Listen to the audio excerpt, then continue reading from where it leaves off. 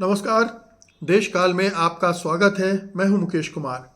दोस्तों, पिछले 48 घंटों में देश में अलग अलग हिस्सों में 3 ऐसी घटनाएं घटी हैं जिनके बारे में हमें बात करना चाहिए, जो चिंता पैदा करने वाली हैं, जो ये बताती हैं कि मौजूदा भारत में माहौल कितना खराब होता जा रहा है, लोगों के अंदर कितना जहर भर गया है, उनकी समझ कितनी कुंद हो गई है, वो कितने संकुचित दिल और दिमाग के हो गए हैं कि ना तो वो अपना भला समझ सकते हैं, न समाज का भला समझ सकते हैं और ना ही देश का भला समझ सकते हैं।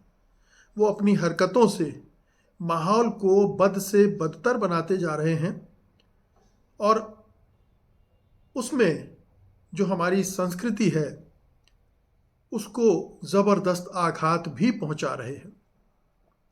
ये तीनों घटनाएं मैं एक एक करके लूँगा।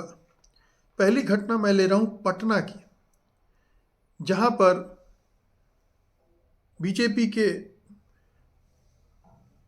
वरिष्ठ नेता, पूर्व वरिष्ठ नेता और पूर्व प्रधानमंत्री अटल बिहारी वाजपेयी को श्रद्धांजलि देने के लिए कार्यक्रम हो रहा था। उस कार्यक्रम में एक गायिका ने बापू महात्मा गांधी का प्रिय भजन गाया, रघुपति राघव राजा राम, ईश्वर अल्लाह तेरो नाम। ये गाना गाया और इस पर वहाँ हंगामा मचा दिया गया। इतना हंगामा मचा दिया गया कि उस गायिका को स्टेज से ही माफ़ी मांगनी पड़ गई उस गाने के लिए। और यही नहीं, उस गाने के बाद अश्विनी चौबे, जो कि बिहार बीजेपी के नेता हैं और केंद्र में मंत्री भी रह चुके हैं, वो मंच पर पहुंच गए। उन्होंने माइक हथिया लिया और जोर जोर से जय श्री राम के नारे लगाने लगे। एक विक्षिप्त व्यक्ति की तरह, पागलपन का जैसे दौरा पड़ गया हो उनको, उस तरह से वो हरकतें वहां करने लगे। अब ये कितना दुखद है कि महात्मा गांधी, जिन्हें दुनिया पूजती है, जिनके बारे में दुनिया भर के जो श्रेष्ठतम लोग हैं, बड़े बड़े राष्ट्राध्यक्ष हैं, वैज्ञानिक हैं, वो उनको मानते रहे हैं। उनकी प्रिय धुन राम धुन कहलाती है। जो ये गाना है उसको राम धुन के नाम से जाना जाता है, भजन है। और ये महात्मा गांधी लगातार अपनी तमाम सभाओं में, प्रार्थना सभाओं में गाते रहे हैं। यहाँ तक कि दांडी मार्च में संभवतः सबसे पहले उन्होंने इसे गाना शुरू किया था और उनके साथ सब लोग गाते भी थे। तो एक इतनी बड़ी हस्ती हिंदुस्तान की, जिसका कद हमारे साथ तमाम जो बौने नेता हैं उनसे न जाने कितने गुना ज़्यादा है, मतलब महात्मा गांधी तो हजारों साल में एक पैदा होता है, और उस आदमी की, उस महान आत्मा की प्रिय रामधुन का इस तरह से अपमान किया गया। और अपमान, सोचिए, वो राम धुन है, राम के नाम पर रची गई धुन है और रघुपति राजा राम से शुरू होती है। और गांधी जी ने इस धुन में एक छोटा परिवर्तन किया था, ईश्वर अल्लाह तेरो नाम। उन्होंने इसमें अल्लाह भी जोड़ दिया था कि ईश्वर अल्लाह तेरा सब एक ही नाम है, तेरे ही नाम है, राम के ही नाम है। तो कितनी बड़ी बात है। वो समाज को जोड़ने के लिए उन्होंने ये प्रयोग किया था। और तमाम जो देश के नामी गरामी शास्त्रीय संगीत के महारथी हुए हैं, चाहे वो गायक हों चाहे वादक हों, सब ने राम धुन जरूर गाई और बजाई है। लेकिन इन मंदबुद्धि, तंग दिल वाले लोगों ने उस राम धुन को का किस तरह से अपमान किया है, सोचिए जरा। संगीत का अपमान तो किया ही है। वो जो गायिका थी उनको हूट किया, उनको परेशान किया, उनको माफ़ी मांगने के लिए विवश किया और इस तरह से एक वितंडा खड़ा किया। ये सीधे सीधे हमारे जो वैल्यूज़ हैं, जो जीवन मूल्य हैं, जो आज़ादी के दिनों से निकल कर आए हैं, हमें विरासत में मिले हैं, हमें संभाल कर रखना चाहिए, उस पर कुठाराघात है, उस पर सीधा सीधा हमला है। और दुर्भाग्य देखिए कि वहाँ नीतीश कुमार की सरकार है और पटना में ये आयोजन होता है और इस तरह की हरकतें, इस तरह की अशोभनीय प्रतिक्रियाएं होती हैं। एक घटना तो ये है। अब दूसरी घटना लेते हैं मध्य प्रदेश के इंदौर शहर की। आमतौर पर विभिन्न कामकाज वाले, धंधे वाले, व्यापार वाले त्योहार के मौक़ों पर कुछ अनोखा करने की कोशिश करते हैं और ऐसे ही ज़ोमैटो ने अपने जो डिलीवरी बॉय थे उनको सांता क्लॉज की ड्रेस पहना दी। अब ये तो सांता क्लॉज कोई वैसे धार्मिक प्रतीक भी नहीं है, उसका धर्म से उस तरह से आप संबंध जोड़े तो बात अलग है, लेकिन क्रिसमस की रात में आता है, बच्चों को गिफ्ट देता है, जो दुखिया गरीब हारे होते हैं उनकी परेशानियां दूर करता है, इस तरह से उसकी छवि है। तो इन्हें सांता क्लॉज बना के इनको डिलीवरी के लिए भेजा और वहाँ कुछ वही तंग जहन, तंग दिल, तंग दिमाग लोग पहुँच गए और उन्हें कहा कि आप क्यों पहन रहे हैं। उन्होंने कहा कि हमें आदेश हुआ है, हम पहन रहे हैं। उन्होंने सवाल पूछा कि क्या आप रामनवमी पर राम बनते हैं। अब ये देखिए कि ये जो धार्मिक असहिष्णुता है, सांप्रदायिक सहिष्णुता है, उस पर कितना बड़ा हमला है कि आप हर बार हर चीज़ को उस तरह से देखते हैं कि इसमें ऐसा किया था क्या। हम सब जानते हैं कि जब होली दिवाली आती है तो उस समय भी जो जितने भी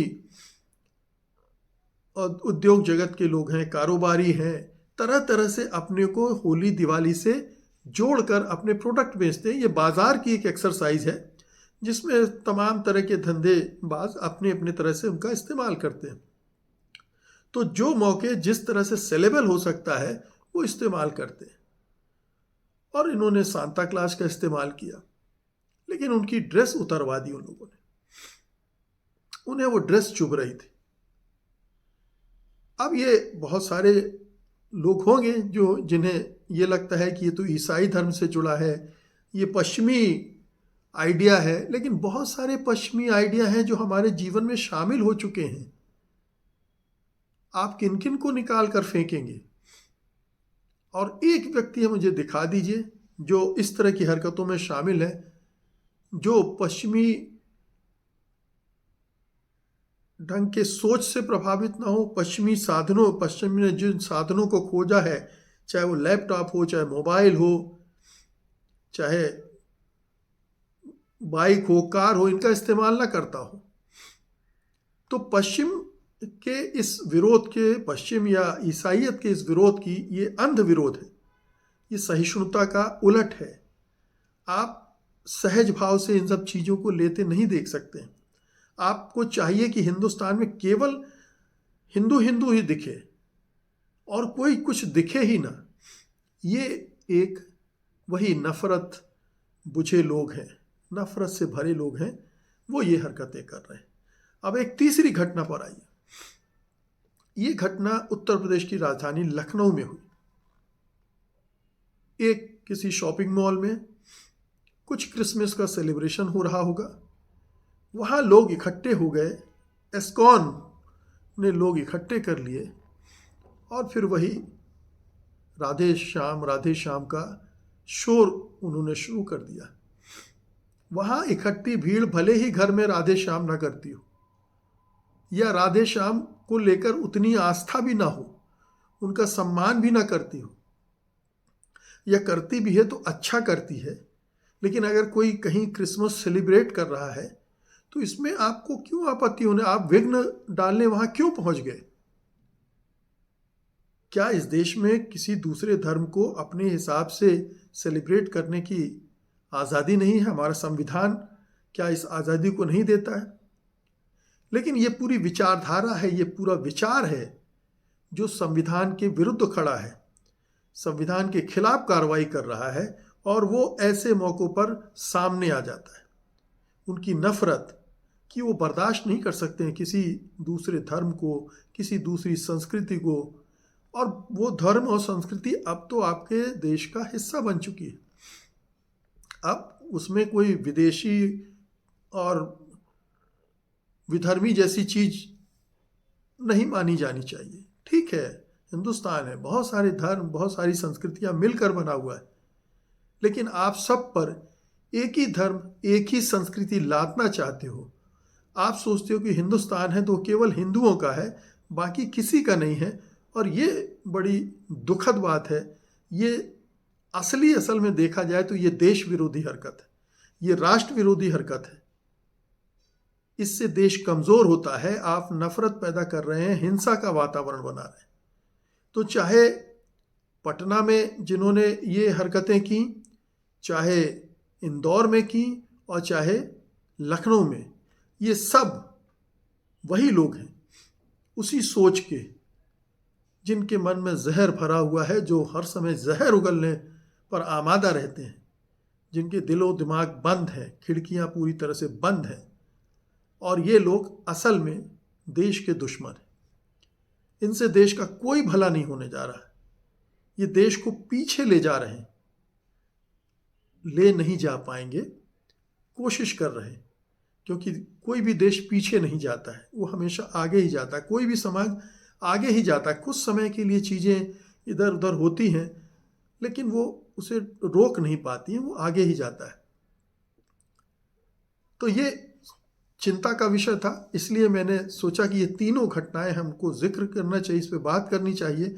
इस तरह की घटनाएं लगातार होती रहती हैं, तो इनके बारे में एक समझ रहे तो हम बाकी घटनाओं को भी समझ सकते हैं कि इन तमाम घटनाओं के पीछे क्या सोच है, क्या राजनीति है। ये भी ध्यान रखिए, ये सारी राजनीतिक घटनाएं भी हैं, इनमें राजनीतिज्ञ भी शामिल रहते हैं, प्रत्यक्ष या परोक्ष, और उनके अपने सत्ता के एजेंडे भी हैं।